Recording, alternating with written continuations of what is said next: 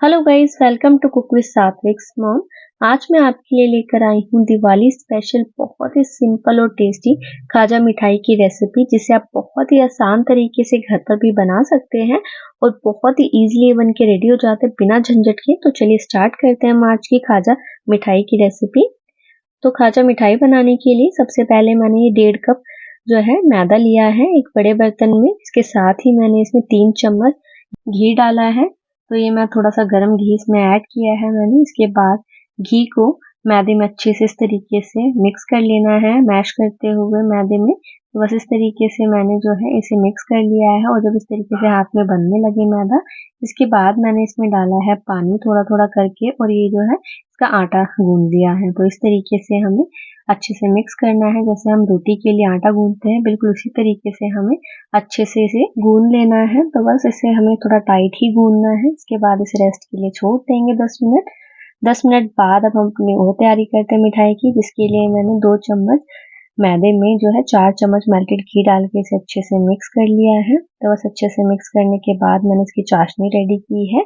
तो जिसके लिए मैंने जो है 1 कप चीनी लिया है एक पतीले में, साथ ही मैंने 3/4 कप पानी डाला है इसके साथ, और डाला है साथ ही मैंने 3 इलायची फ्लेवर के लिए। अब इसे अच्छे से मिक्स करते हुए हमें इसे मेल्ट होने तक पकाना है। तो चीनी को हमें अच्छे से मेल्ट कर लेना है। इसके बाद मैंने डाला है इसमें कुछ ड्रॉप ये लेमन के, नींबू की कुछ बूंदे डाली है, और इसे भी अच्छे से मिक्स करके हमें इसे जब तक पकाना है जब तक ये जो हमारी चाशनी है वो चिपचिपी ना हो जाए।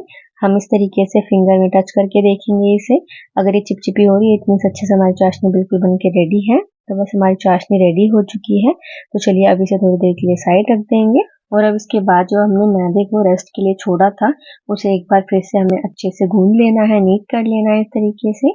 बस नीट करने के बाद अब मैंने जो है इसे इस तरीके से 5 लोइयों में तोड़ लिया है। तो इस तरीके से मैंने 5 पोर्शन में से तोड़ के इस तरीके से इसकी लोई बना ली है। लोई बनाने के बाद अब हमें जो है इन लोई को बेलना है। तो बिल्कुल हमें रोटियों की तरह बेलना है, पर हमें इसे जितना हो सके उतना पतला बेलना है। तो बस इस तरीके से मैंने 5 लोइयां अपनी रेडी कर ली है, और उसके बाद मैंने बेलन से इसे अच्छे से बेल लिया है, थोड़ा थोड़ा मैदा डाल के। तो बस इसी तरीके से मैंने अपनी बची हुई 4 और लोइयों को बेल लिया है। और हमें इस बात का ध्यान रखना है, जो ये 5 लोइयां हैं इनमें से हमें जो 1 लोई है उसे ज्यादा बड़े साइज में बेलना है, और बाकी जो 4 लोई बनाई है हमने उसे जो है हमें थोड़े छोटे साइज में बेलना है। तो मैंने सबसे बड़ा साइज का जो है रोटी जो बनाई थी उसे इस तरीके से मैंने रख दिया है पहले। इसके बाद इसके ऊपर जो भी रेडी किया था हमने पेस्ट मैदे का उसे लगाया है। इसके बाद एक और मैंने जो रोटी है मैदे की उसे रखी है इसके ऊपर। और बस इसी तरीके से हमें सेम प्रोसेस करना है, और अपनी 5 जो है मैदे की रोटियों को इस तरीके से रख देना है और ऊपर पेस्ट लगा देना है। और अब इसके बाद हमें इस तरीके से इन सभी रोटियों को इस तरीके से हमें जो है रोल कर लेना है। तो आप देख सकते हैं इस तरीके से रोल करने के बाद मैंने लास्ट में थोड़ा पानी लगाया है साइड में, ताकि अच्छे से चिपक जाए। तो बस इस तरीके से मैंने रोल कर लिया है। इसे रोल करने के बाद मैंने अब इसे नाइफ से कट किया है। तो सबसे पहले मैंने साइड्स को कट कर लिया है इसकी, दोनों साइड से। तो दोनों साइड से कट करने के बाद अब मैंने इस तरीके से इसे कट किया है। तो आप देख सकते हैं बिल्कुल इसी तरीके से हमें जो है इसे कट कर लेना है। तो बस कट करने के बाद अब मैंने जो है इसे हाथ में रख के थोड़ा चपटा किया है, यानी प्रेस किया है। आप चाहे तो इसे थोड़ा सा बेलन से बेल भी सकते हैं, पर मैंने इस तरीके से हाथ में रख के इसे थोड़ा सा प्रेस कर दिया है, थोड़ा सा लंबा कर दिया है। तो बस सेम तरीके से अब हमें जो है अपनी सारी कटी हुई जो लेयर्स हैं इसे इस तरीके से प्रेस कर देना है। तो आप देख सकते हैं कितनी सारी लेयर दिख रही है इसमें। तो बस इसे करने के बाद अब हमें इसे फ्राई करना है। तो बिल्कुल गरम तेल में हमें इसे बिल्कुल भी फ्राई नहीं करना है। जो तेल है या फिर घी जिसमें भी आप फ्राई कर रहे हैं वो हल्का सा गर्म होना चाहिए।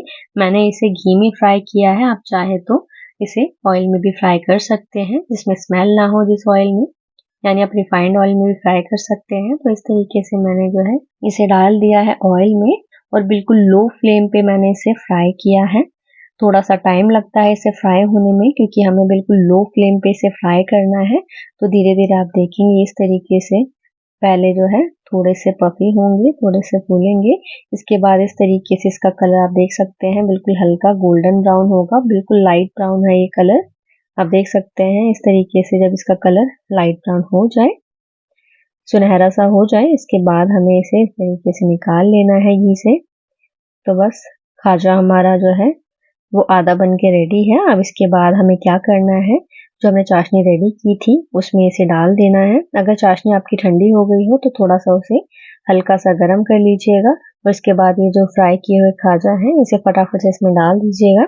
तो बस इस तरीके से मैंने डाल दिया है खाजा को इसमें। इसके बाद अच्छे से जो है चाशनी में से डुबो दिया है।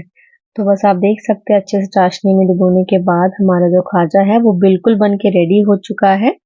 तो आपने देखा कितना आसान है इसे बनाना, बेहद कम मेहनत में और बिना झंझट के बन के रेडी हो जाता है।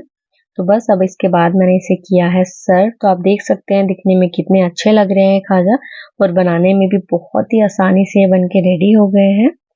तो बहुत ही आसान रेसिपी है ये खाजा मिठाई की। तो इस दिवाली एक बार आप ज़रूर ट्राई करके देखिएगा ये खाजा मिठाई। और ऐसे ही सिंपल रेसिपीज़ के लिए मेरे चैनल को ज़रूर सब्सक्राइब कीजिएगा और मेरी रेसिपीज़ को प्लीज़ लाइक शेयर करना ना भूलें।